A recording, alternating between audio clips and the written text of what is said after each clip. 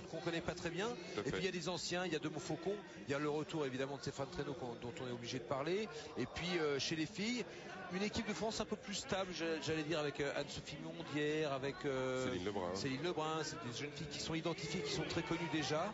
Et puis vous voyez cette journée qui a démarré pile à 9h, en sachant qu'on se retrouvera nous dans nos rendez-vous plusieurs fois dans la journée avec, bon, vous voyez les noms, hein, le japonais Saito, le premier nommé donc kimono bleu, deuxième nommé kimono blanc, donc c'est Pérez. C'est pas ton Pérez que tu avais rencontré au jeu, hein? Non, pas le même, non. Il fait 20 ou 30 kilos de moins. Évidemment, ça doit être son petit frère, sans doute. Ça, ouais. Mais donc voilà, vous voyez ce réveil, ces difficultés d'aborder ces premières heures d'un tournoi, de rentrer dans cette compétition. Et effectivement, David, plus les heures vont passer, plus les tours vont passer, plus on est bien dans une journée, hein. Tout le monde est un peu là en suqué, on va dire. Oui, tout le monde démarre, tout le monde, c'est le matin, hein, comme tu l'as dit, les gens sont réveillés très très tôt. C'est le premier combat, hein, le premier combat, faut mettre vraiment la machine en route.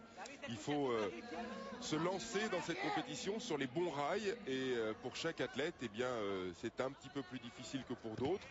Et là, avec notre ami Saito qui est un des titulaires de l'équipe japonaise, qui a pas mal marché hier, on va dire, eh bien c'est toujours un combat très important face à cet Espagnol qui va pas s'en laisser compter.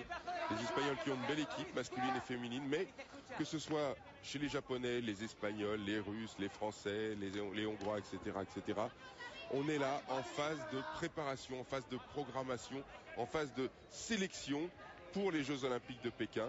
C'est là où tout le monde a sa chance, c'est là où tout le monde est ventilé dans tous les tournois de la saison pour savoir quels vont être les jeunes talents qui vont représenter les nations, chaque nation, aux prochains Jeux Olympiques. Voilà, vous entendez le coach espagnol qui met un petit peu d'ambiance dès le matin. Alors, c'est assez spécifique le judo, on va le rappeler, sur ces histoires de démarrage tôt. On connaît la boxe qui est un des sports les plus durs, on va dire, mais c'est toujours le soir la boxe, hein.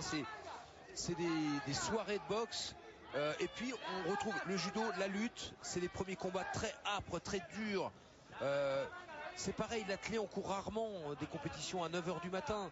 Tous ces sports se font un petit peu plus tard dans la journée. Et puis pour les raisons de longueur, et ben voilà, vous êtes obligé d'aller vous faire malaxer la nuque, ou plutôt d'aller tenter de malaxer la nuque de l'autre dès le matin. Alors c'est très très particulier, hein, c'est un effort à multiples tons, hein, c'est-à-dire que voilà, le cœur il est à 120, puis il monte à 140, 150, il redescend. Vous voyez, il y a un double rythme, on est en résistance, on est en endurance, et voilà, ces attaques qui fusent avec ce Yuko Saito. Donc voilà, c'est important avant ces premiers combats de déjà se préparer, se faire mal et faire monter la pompe, tout ça avant de pénétrer sur l'aire de combat. Alors la salle de Bercy qui va se remplir tout doucement dans cette journée. Oui, absolument. Hier il y a eu salle comble.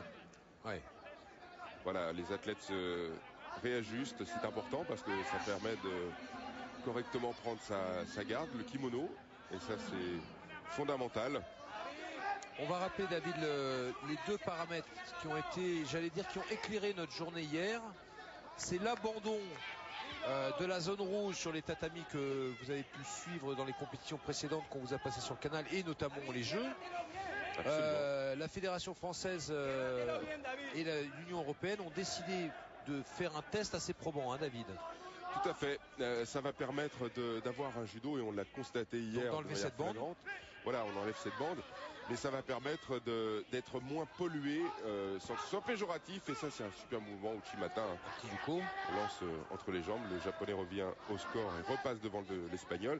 Oui, je disais, donc ça permet aux combattants d'être moins pollués par les arrêts intempestifs des arbitres. Alors, c'était pas de leur fait, c'était simplement parce que s'il y avait cette bande rouge qui occasionnait continuellement des arrêts, des pénalités, etc. Ça cassait le combat. On s'est rendu compte de ça. Donc, pour libérer le combat, pour permettre aux judokas de construire leur judo, de pouvoir poser leurs mains, on leur a dit à la fois, vous occupez plus trop de la bordure, et puis laissez les gens prendre le temps de faire du judo, de construire le judo, de poser les mains, ce qui est la base du combat, et puis ensuite de construire leur technique. Oui, c'était important, cette bande rouge qui était une zone où on ne pouvait pas rester, on ne pouvait pas attaquer, alors que vous voyez là, Vous avez Saito, le japonais, qui tranquillement a immobilisé notre Pérez.